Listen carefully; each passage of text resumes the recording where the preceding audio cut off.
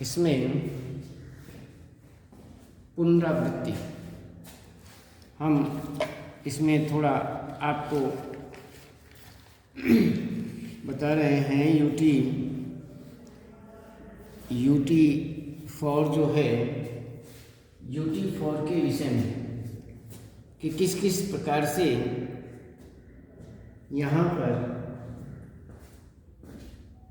प्रश्न या अन्य थोड़ा पहले हम देख लेते हैं कि सिलेबस का जो आधार है वो किस प्रकार से है। इसमें पुनरावृत्ति के अंतर्गत हम देखते हैं पुनरावृत्ति में कि यूटी फॉर में आपका जो सिलेबस है वो किस प्रकार से,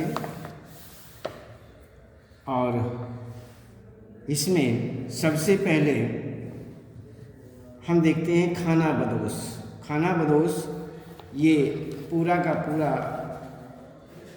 इसमें सबसे पहले हम ये देखते हैं क्या क्या है। तो खाना बदोश आप निकालेंगे,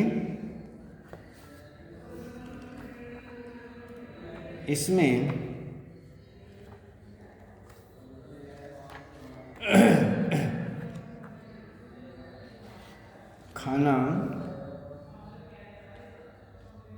खाना बदोश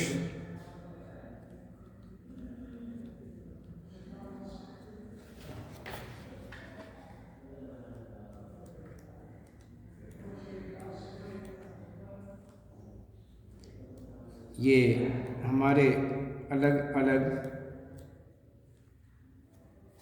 पाठ हैं। इसमें गूंगे और गूंगे के बाद ज्योतिबा फुले, इसमें खाना बदोश जो ओम प्रकाश वाल्मीकि जी का लिखा हुआ है।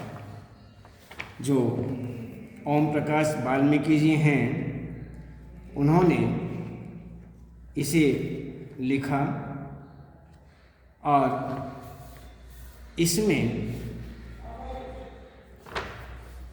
ये इसके अंतर्गत हम देखते हैं कि खाना बदोश जी के विषय में कि ओम प्रकाश वाल्मीकि जी का लिखा हुआ, और इसमें ये पाठ का जो रचना है लेखक परिचय, इस लेखक परिचय के अंतर्गत आप अच्छी तरह से सभी देखेंगे। इसमें कोई भी किसी भी तरह का प्रश्न बनकर के आता है, इसमें आपका जीवन परिचय ओम प्रकाश जी का, ओम प्रकाश वाल्मीकि का जन्म बड़ला जिला मुजफ्फरनगर उत्तर प्रदेश में हुआ था। इनका बचपन सामाजिक एवं आर्थिक कठिनाइयों में बीता। पढ़ाई के दौरान इन्हें अनेक आर्थिक, सामाजिक और मानसिक कष्ट झेलने पड़े। वाल्मीकि जी कुछ समय तक महाराष्ट्र में रहे। वहाँ ये दलित लेखकों के संपर्क में आए और उनकी प्रेरणा से डॉक्टर भीमराव अंबेडकर की रचनाओं का अध्ययन किया। इससे इनकी रचना दृष्टि में बुनियादी परिवर्तन हुआ। आजकल ये देहरादून स्थित ऑर्डिनेंस फैक्ट्री में एक अधिकारी के रूप में कार्यरत है। तो इस प्रकार से अन्य ओम प्रकाश वाल्मीकि जी की प्रमुख रचनाएं अलग अलग आती हैं। कहानी संग्रह है, सदियों का संताप, बस बहुत हो चुका। कहानी भी इन्होंने लिखी, सलाम घुसपैठिए, आत्मकथा इन्होंने लिखी, उसमें दलित साहित्यिक सौंदर्य शास्त्र तथा जूठन, तो इस प्रकार से नाटकों में अभिनय और निर्देशन में भी इनकी रुचि है। इनकी आत्मकथा जूठन के कारण इन्हें हिंदी साहित्य में पहचान और प्रतिष्ठा मिली। इन्हें सन 1993 में डॉक्टर अंबेडकर राष्ट्रीय पुरस्कार एवं सन 1995 में परिवेश सम्मान से भी अलंकृत किया जा चुका है। तो इस प्रकार साहित्यिक विशेषताएं हिंदी में दलित साहित्य के विकास में ओम प्रकाश वाल्मीकि की महत्वपूर्ण भूमिका है। इन्होंने अपने लेखन में जातीय अपमान तथा उत्पीड़न का जीवंत वर्णन किया है और भारतीय समाज के कई अनछुए पहलुओं को भी पाठक के समक्ष प्रस्तुत किया है। ये मानते हैं कि दलित ही दलित की पीड़ा को बेहतर ढंग से समझ सकता है और वही उस अनुभव की प्रामाणिक अभिव्यक्ति कर सकता है। इन्होंने सृजनात्मक साहित्य के साथ साथ आलोचनात्मक लेखन भी किया। इनकी भाषा सहज, तथ्यप्रद और आवेगमयी है, ये माना जाता है। उसमें व्यंग का गहरा पुट भी दिखता है। इन्होंने साहित्यिक खड़ी बोली का प्रयोग किया।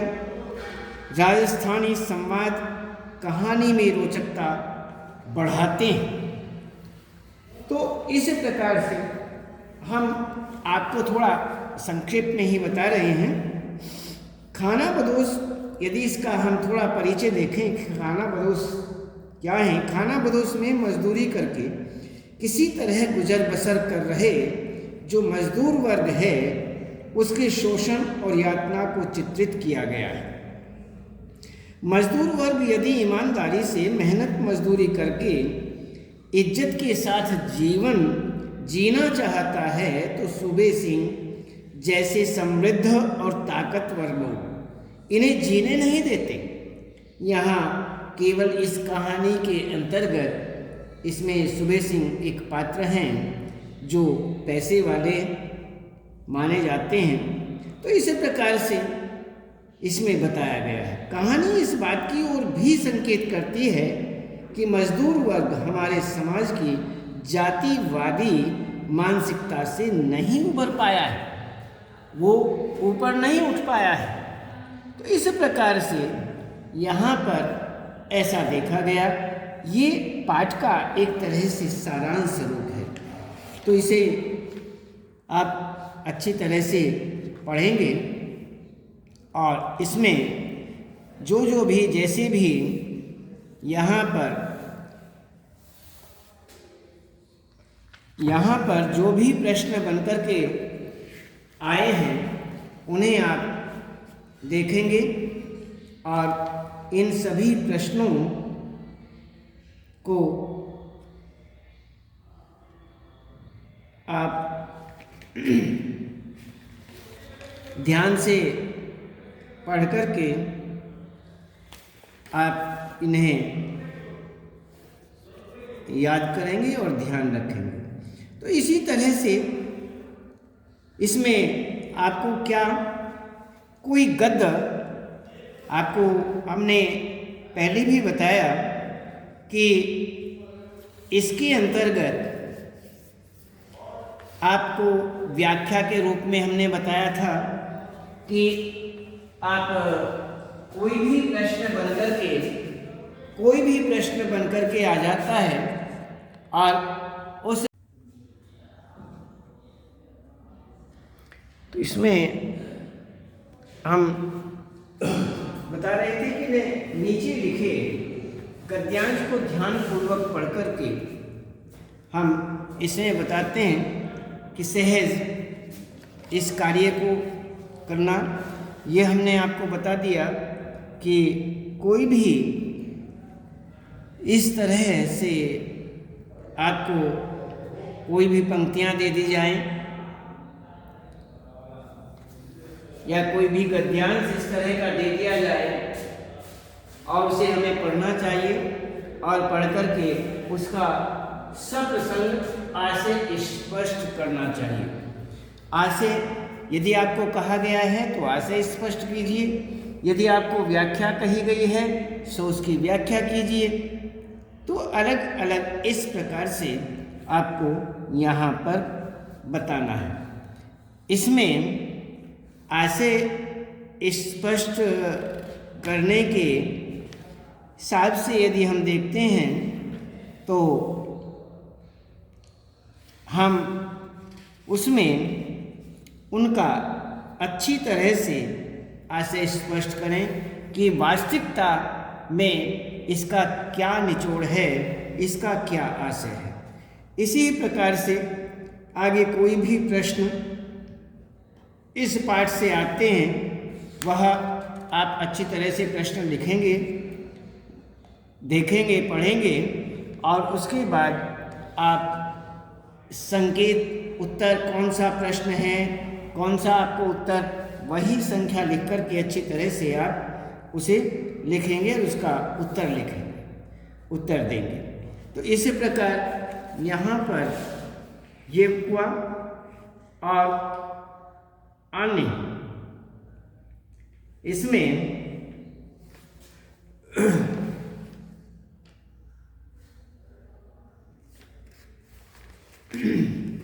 इसी ही प्रकार से यहाँ पर आगे ये तो हुआ हमारा खाना बदोश। उसके बाद हम देखते हैं जाग तुझको दूर जाना। केवल हम इसमें यह देख रहे हैं कि हमारे पास 4 का सिलेबस कितना है, कितना पाठ्यक्रम है इस विषय में। तो जाग तुझको दूर जाना, इसमें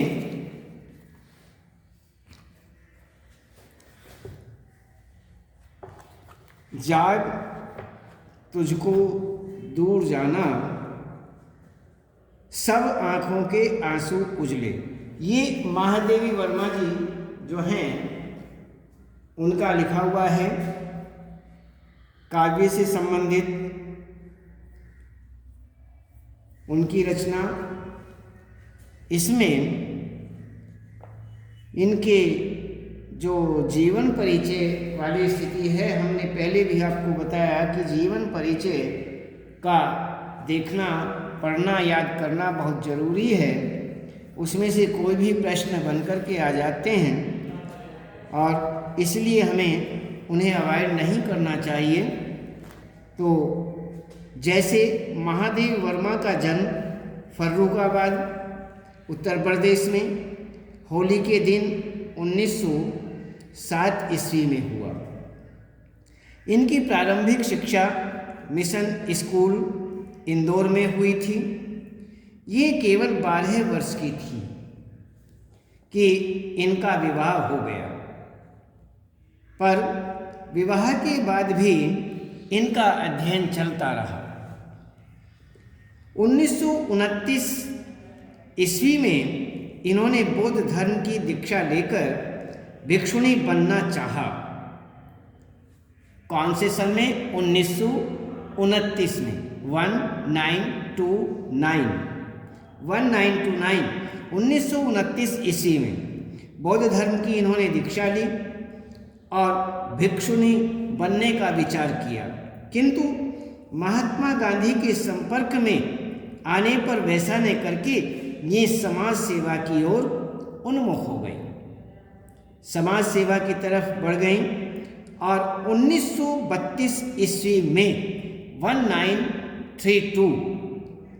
1932 ईस्वी में इन्होंने इलाहाबाद विश्वविद्यालय से संस्कृत में एमए की परीक्षा उत्तीर्ण की और नारी समाज में शिक्षा प्रसार के उद्देश्य से प्रयाग महिला विद्यापीठ की स्थापना करके उसकी प्रधानाचार्या के रूप में कार्य करने लगी। मासिक पत्रिका चांद, मासिक पत्रिका जो चांद नाम की मासिक पत्रिका का भी इन्होंने कुछ समय तक निःशुल्क संपादन किया और फिर 1987 ईस्वी में 1987 ईस्वी में 1987 ईस्वी में इनकी मृत्यु हो गई। इस प्रकार महादेवी जी का कर्म क्षेत्र बहुमुखी रहा है। इन्हें 1952 ईस्वी में उत्तर प्रदेश की विधान परिषद का सदस्य मनोनीत किया गया। 1954 ईस्वी में ये साहित्य अकादमी की संस्थापक सदस्य बनी। 1960 ईस्वी में इन्हें प्रयाग महिला विद्यापीठ का कुलपति बनाया गया। इनके व्यापक शैक्षिक, साहित्यिक और सामाजिक कार्यों के लिए इन्हें भारत सरकार ने 1956 ईस्वी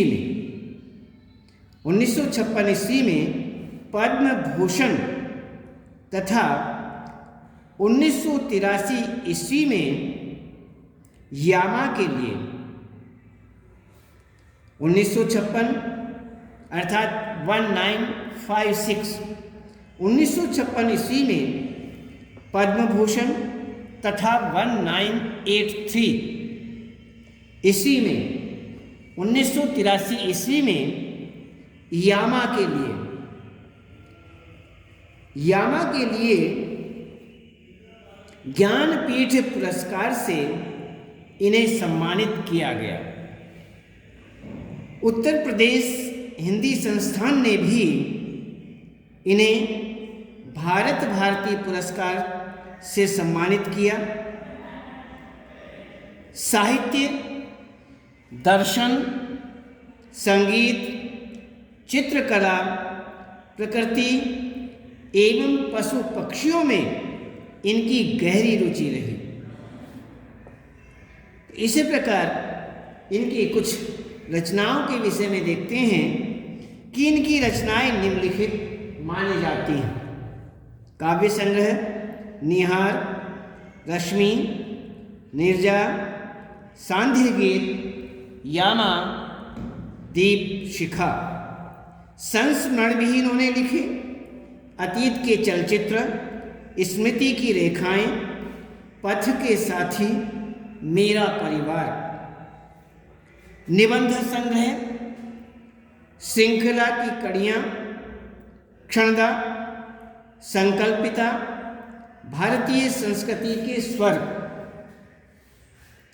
भाषा शैली के विषय में अब जानते हैं कि महादेवी वर्मा के गीत अपने विशिष्ट रचाव और संगीतात्मकता के कारण अत्यंत आकर्षक माने जाते हैं।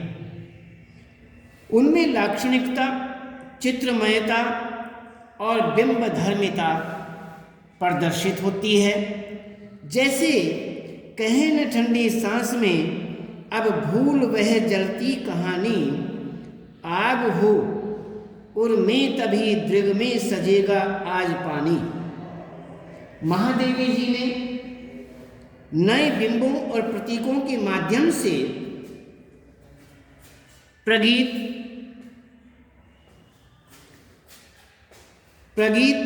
की अभिव्यक्ति तथा शक्ति का नया विकास किया है। इनकी काव्य भाषा प्रायः तत्सम शब्दों से निर्मित मानी जाती है। महादेवी वर्मा ने अंतर्मन की अनुभूतियों का अंकन अत्यंत मार्मिकता से किया। इनकी भाषा सधी मंजी है और उसमें बनावटीपन नहीं है। इनकी भाषा कोमलता, मधुरता तथा तत्सम शब्दावली से युक्त परिमार्जित खड़ी बोली मानी जाती है। इनका शब्द चयन उपयुक्त है। प्रसाद एवं माधुर्य गुण संपन्न भाषा के माध्यम से कोमल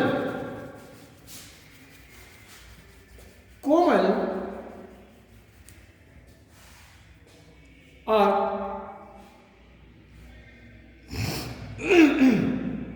इस प्रकार से यहाँ पर ये बताते हैं कि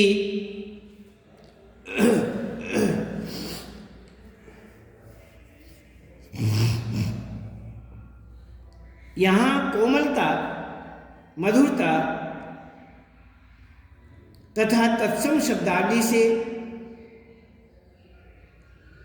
इनकी युक्त परिमार्जित खड़ी बोली और प्रसाद माधुर्य गुण संपन्न भाषा के माध्यम से कोमल अनुभूतियां साकार एवं सजीव होकर के इनके काव्य का श्रृंगार करती है। इस प्रकार महादेवी जी के गीतों की जो मधुरता है वो सचमुच हृदय को आंदोलित करती है। प्रेम और वेदना जन्य अनुभूतियों से झंकृत होने के कारण इन गीतों में एक ऐसी करुणापूर्ण मिठास पाई जाती है जो बरबस मन को मुग्ध कर लेती है। महादेवी जी स्वयं अच्छी चित्रकार थीं, इसलिए रंगीन दृश्य बिंबों की योजना इनके काव्य को अतिरिक्त सौंदर्य प्रदान करती है। इसी प्रकार से ये हुआ इनका भाषा शैली का। अन्य देखते हैं आचार्य रामचंद्र शुक्ल जो हैं, आचार्य रामचंद्र शुक्ल जी ने इनके विषय में क्या बोला। तो शुक्ल जी ने महादेवी जी की गीति कला के विषय में लिखा है। गीत लिखने में जैसी सफलता महादेवी जी को मिली वैसी और किसी को नहीं। न तो भाषा का ऐसा स्निग्ध और प्रांजल प्रवाह और कहीं मिलता है, न हृदय की ऐसी भाव भंगिमा जगह जगह ऐसी ढली हुई और अनूठी व्यंजना से भरी हुई पदावली मिलती है कि हृदय खिल उठता है।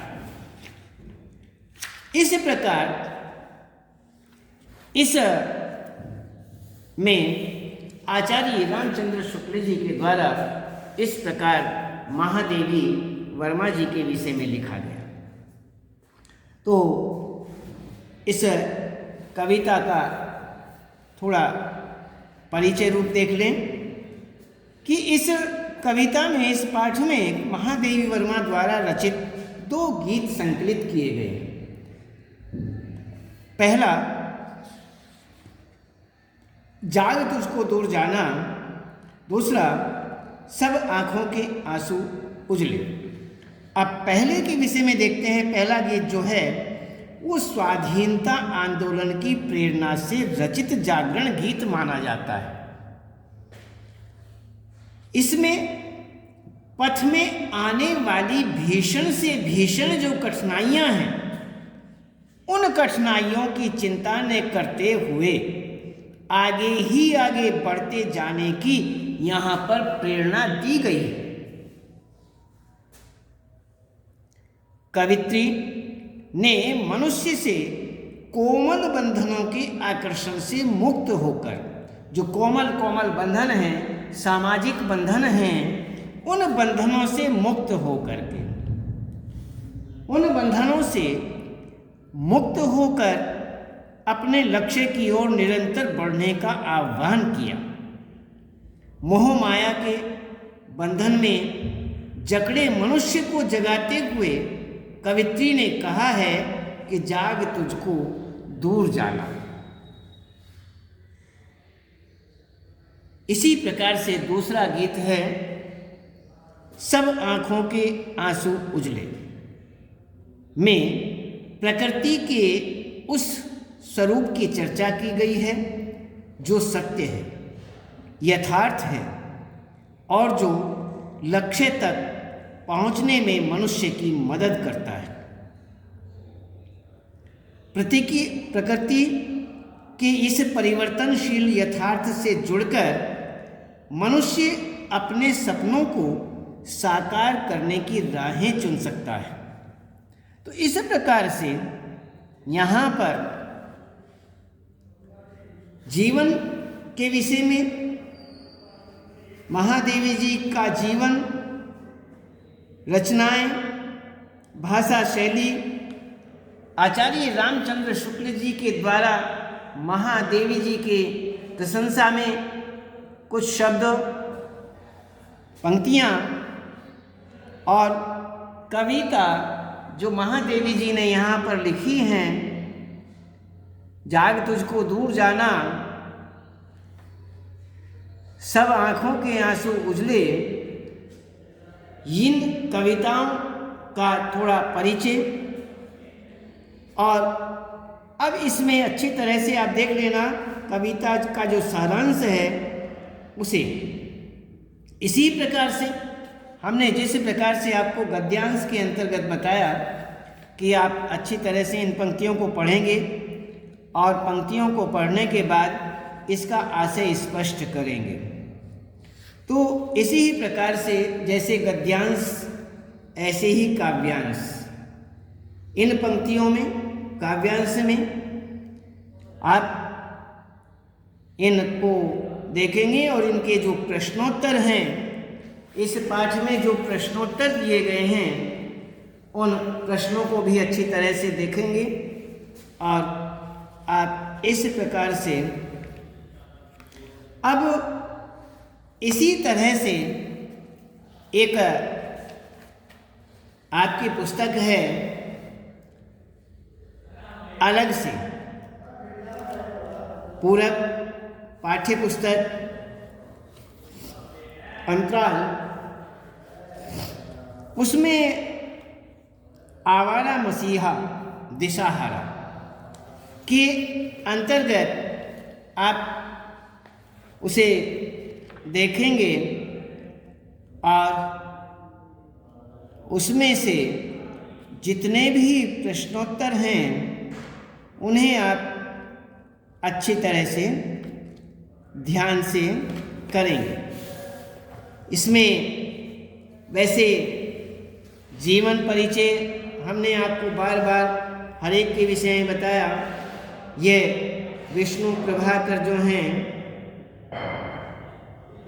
उन्होंने लिखा और इसमें आप देख लेना और इसे अच्छी तरह से करना। तो यदि हम इसमें देखें तो आप इसको पूरा करेंगे और आवारा मसीहा इसे अच्छी तरह से पढ़ करके इसके प्रश्नोत्तरों को आप देखेंगे। सारे के सारे प्रश्न जो बनते हैं इन सभी प्रश्नों के विषय में और इसी तरह से यहाँ पर इसमें खाना बदोश, जाग तुझको दूर जाना, सब आँखों के आंसू उजले, अन्य आवारा मसीहा दिशाहारा, इनमें से जो भी प्रश्न बनते हैं उनको आप अच्छी तरह से देखेंगे। तो अब इसमें हमने आपको कुछ प्रश्नोत्तर जनसंचार माध्यम और अन्य डायरी से संबंधित, ये जनसंचार माध्यम उसी ही का हिस्सा है, अभिव्यक्ति।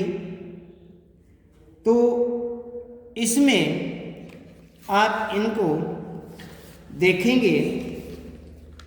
अभी व्यक्ति के अंतर्गत जो पुस्तक है उसमें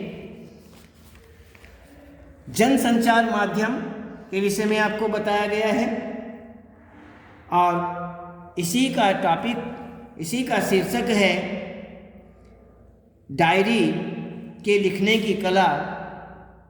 इसके विषय में प्रश्न बनकर के जो आएंगे उन प्रश्नों के विषय में आप लिखेंगे। इसमें थोड़ा हम प्रश्नों के जनसंचार माध्यम या डायरी से संबंधित डायरी के लिए डायरी लिखने की कला जो है इसके विषय में आपको थोड़ा हम PDF के माध्यम से भी आपको इनके प्रश्न भेज देंगे और इस तरह से यहाँ आप इन प्रश्नों का उत्तर देंगे। और आगे गद्यांश, अपठित गद्यांश। अच्छा, पत्र के विषय में, इसमें पत्र आएंगे, पत्रों को आप अच्छी तरह से पूरा करेंगे। अनुच्छेद के विषय में भी आप ध्यान रखेंगे। अनुच्छेद जो हैं उनको भी आप पूरा करेंगे। एक इसी प्रकार से पत्र, जो पत्र आएंगे, एक पत्र करना है। जितने भी पत्र आएंगे उनमें से आप एक करेंगे। अनुच्छेद आदि भी एक ही किया जाता है। तो इसी प्रकार से यहाँ पर आप उन्हें पूरा करेंगे और इनका सीधा आप सभी का सीधा उत्तर लिखेंगे। इसमें पत्र लिखा जाएगा। इसी ही प्रकार से हमने आशय के विषय में आपको बताया। जो भी आशय है, आशय आप लिखेंगे। उसके बाद गद्यांश का या काव्यांश का और प्रश्नोत्तर, आप प्रश्नोत्तर लिखेंगे और पत्र, निबंध आदि, अनुच्छेद आदि। तो अब इसमें अपठित गद्यांश और अपठित काव्यांश।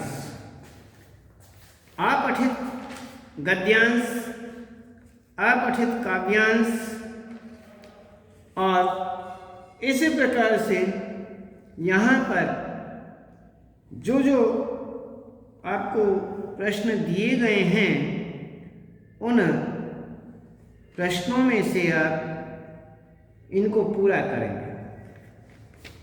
जिन का हमने यहाँ पर ऑप्शंस दिए गए हैं, विकल्प दिए गए हैं, उन विकल्पों के आधार पर आप उनमें से, जैसे अपठित गद्यांश जो दिया गया है उसके नीचे प्रश्न दिए गए हैं, प्रश्न के नीचे चार उसमें विकल्प हैं। उन विकल्पों से छांट कर आप उनका उसी ही में से उत्तर देंगे, अपने आप अलग से कुछ नहीं लिखेंगे। तो इसी प्रकार आप उन विकल्पों को अच्छी तरह से करेंगे। इसी तरह से काव्यांश या अन्य कविता या अन्य कोई प्रश्न बनकर के आता है, उसमें नीचे ऑप्शन यदि दिए गए हैं, उन ऑप्शनों में से भी आप, उन विकल्पों में से भी आप विकल्प, जो सही विकल्प है उसे छांट करके लिखेंगे।